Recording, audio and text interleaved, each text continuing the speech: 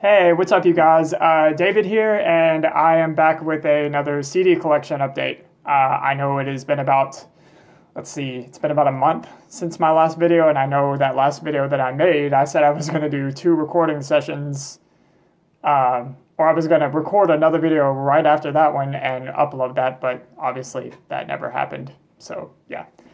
Sorry about that. Anyway, I am back now, and yeah, like I said, it's time for another CD collection update, so if you guys are ready, let's get it going. First up, we have Outer Heaven with Realms of Eternal Decay. This is released on Relapse Records. Outer Heaven is a death metal band from, yeah, I'm looking this up, sorry. Very professional, I know. Pennsylvania.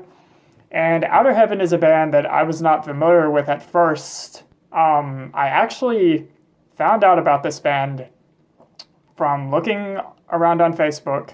Father Be Fouled and Full of Hell were touring with them. And Father Be Fouled made a post about these guys. And I believe it was the last show of the tour. And they were just like thanking all the bands for coming out and, you know, supporting them and everything. And it was just like, thanks to Outer Heaven for bringing the riffs. And I was like, huh. So in my mind, I was like, okay, Father Be Fouled, that's a band that I enjoy quite a bit, and they are speaking very highly of these guys. I'm going to go check them out. So I went to see if they had a Bandcamp. They did, and I learned that this is an album that just came out this year. Read the comments on the Bandcamp, and people were praising the hell out of this. Like, this was getting a lot of attention, and people were saying it was one of the best death metal albums of the year, which is really strong words, seeing as how there's already been a fuck ton of great death metal to come out this year. We all know this.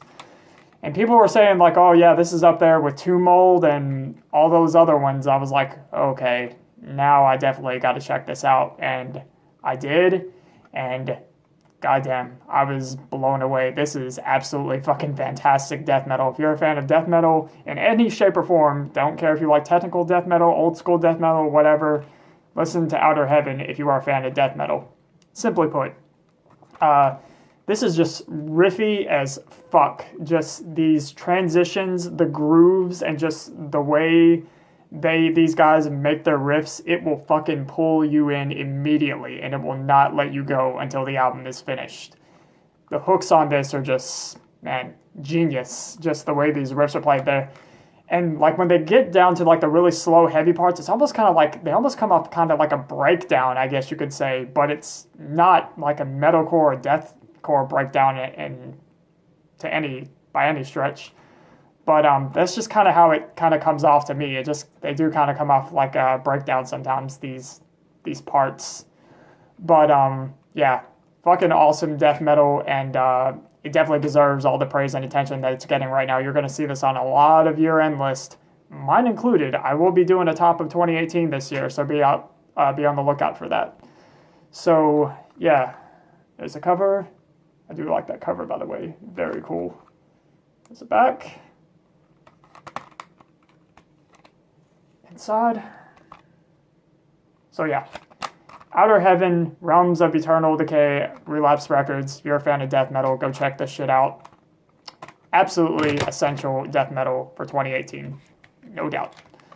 From there, we go to Unlucky Morpheus with Change of Generation. This is one of my favorite bands from Japan, and mainly because of her right there, Fuki, my all-time favorite female vocalist. Unlucky Morpheus is a band that has come a long way since their Toho cover days, and now with adding more members into the band, having a full lineup, and also just being able to produce a lot better albums. The releases lately the production's been getting better, the musicianship has been getting tighter, and that's never been more clear than on this new full length from them.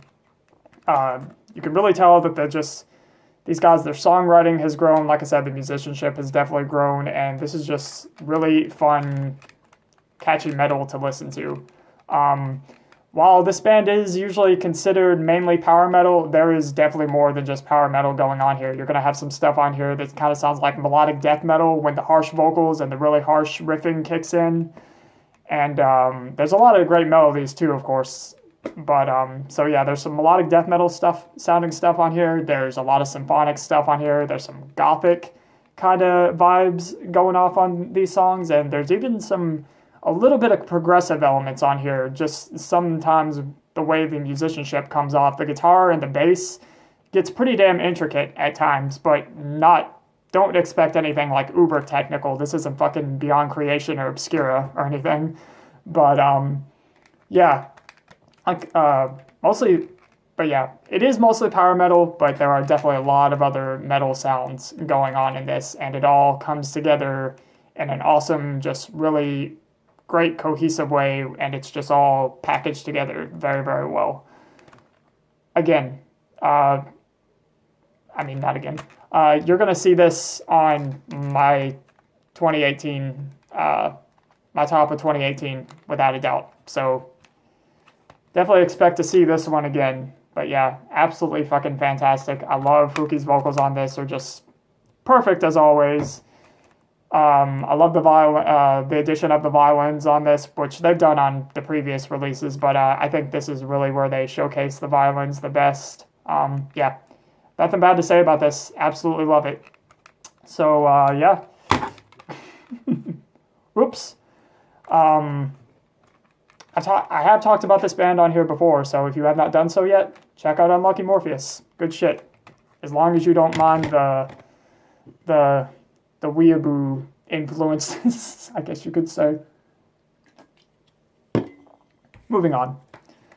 Infernal Coil, Within a World Forgotten, was released on Profound Lore Records. Infernal Coil, this is another another recent band, hasn't been around for a very long time. And another one that I did not really know anything about. It was just one of those things where I like a lot of what Profound Lore does. I was on their Bandcamp checking out their new releases and started reading about this one, and it sounded very, very interesting, and I absolutely fucking love this. The best way to describe Infernal Coil, I would say, is blackened death, grind, and noise.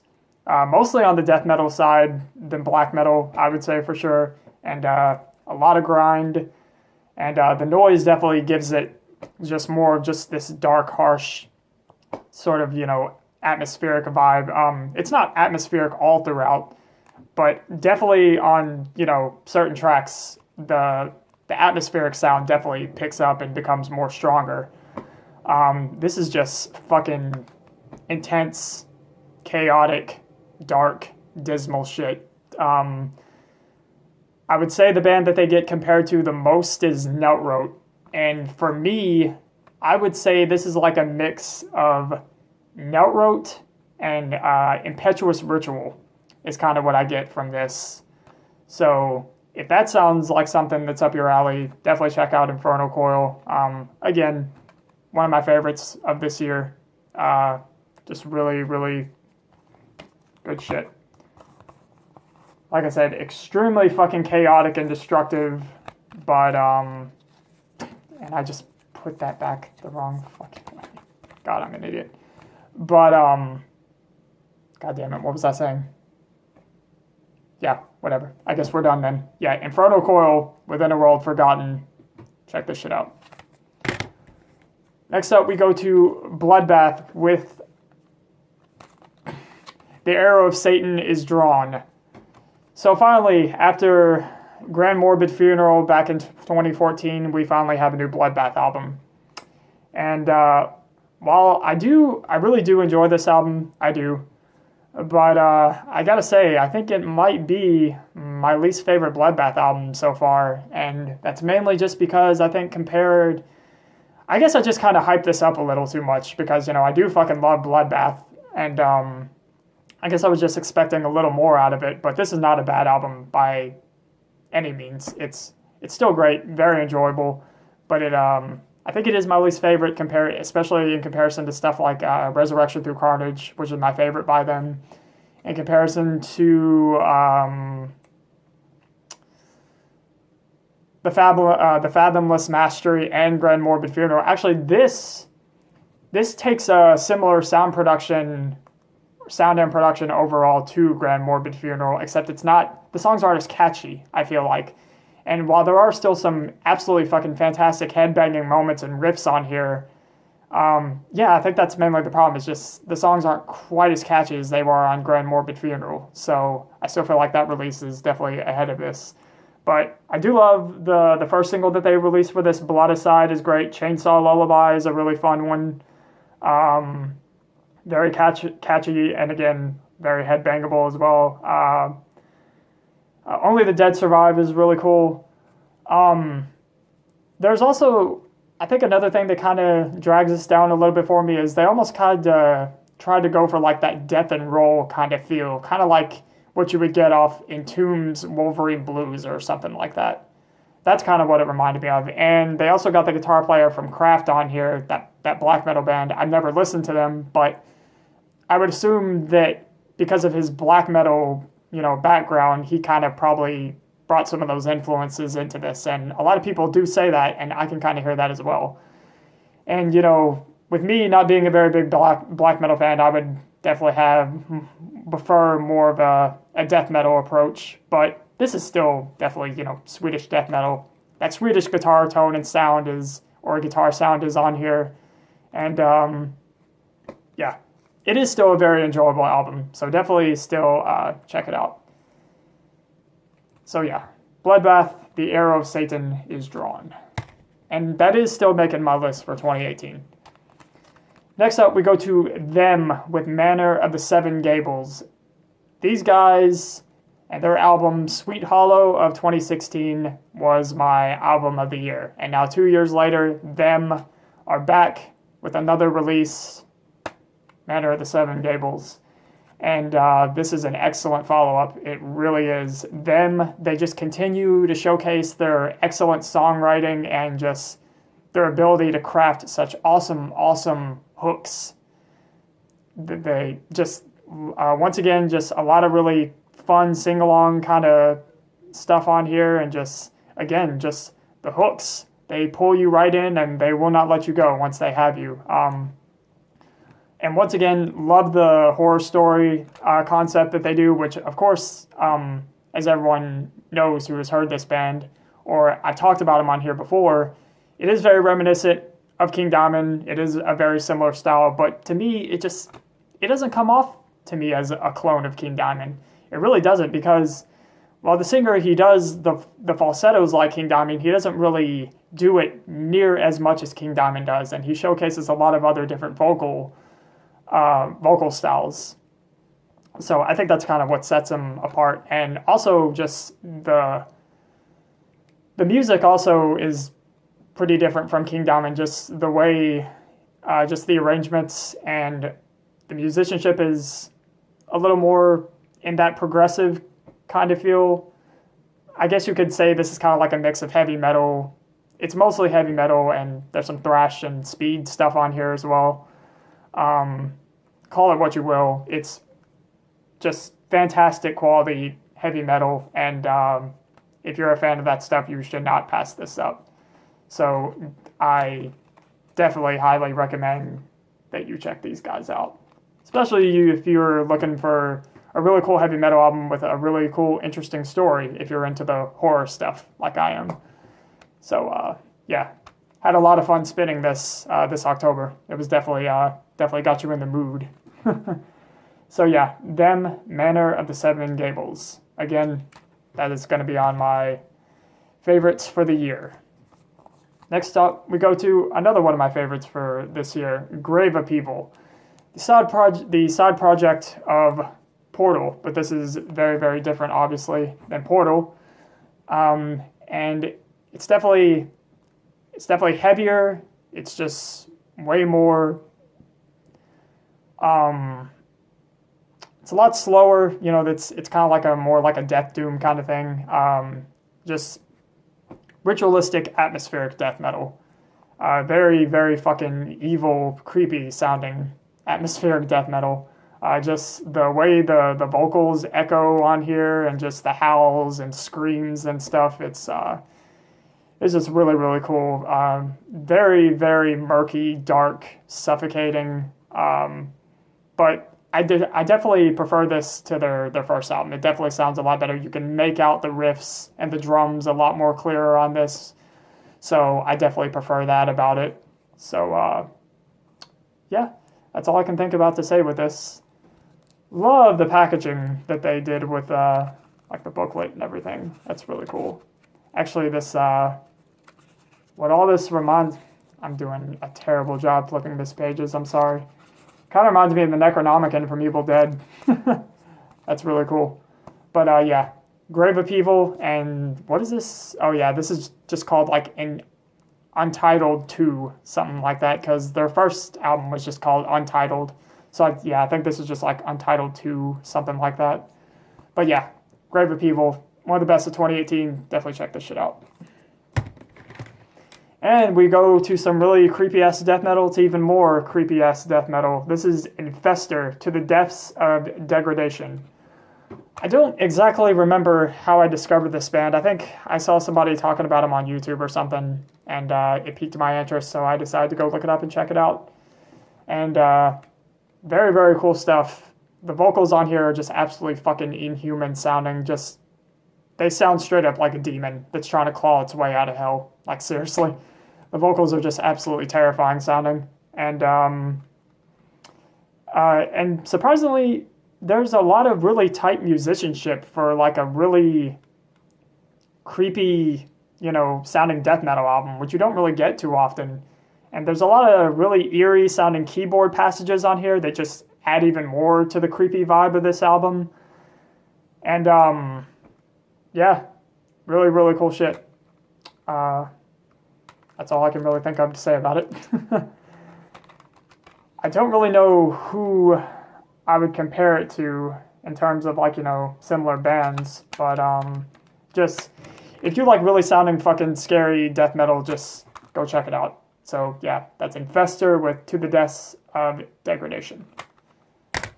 And these last two CDs that I'm going to show off were sent to me by my friend Brett, who I'm friends with on Facebook, and I also follow his YouTube channel, Shavmord. I think that's how you pronounce it. I'm sorry, Brett, if I'm mispronouncing that. But yeah, he was selling these CDs, and I decided to help him out and buy some shit from him because I didn't have these things. And first up is the third full length from Knelt, Trespass. Knelt is a band that I got into thanks to my friend Wyatt XM. And yeah, just very chaotic, intense, blackened death, grind, and noise. That's really all you need to know with this. This is just a fucking assault from beginning to end. Like, this album is just basically murder. But, if that's the kind of shit you're looking for, give Knelt a listen. So yeah, Knelt, Trespass, and that is released on Nuclear War Now. And the last one I had to show is Triumvir Foul, their first full length from 2015, I think. Yeah, I think that's the year it came out. This was released on Blood Harvest, and it was also released on, I think there was another label that released it. Starts with a V. I don't know how to pronounce that, though, so I'm not going to try it.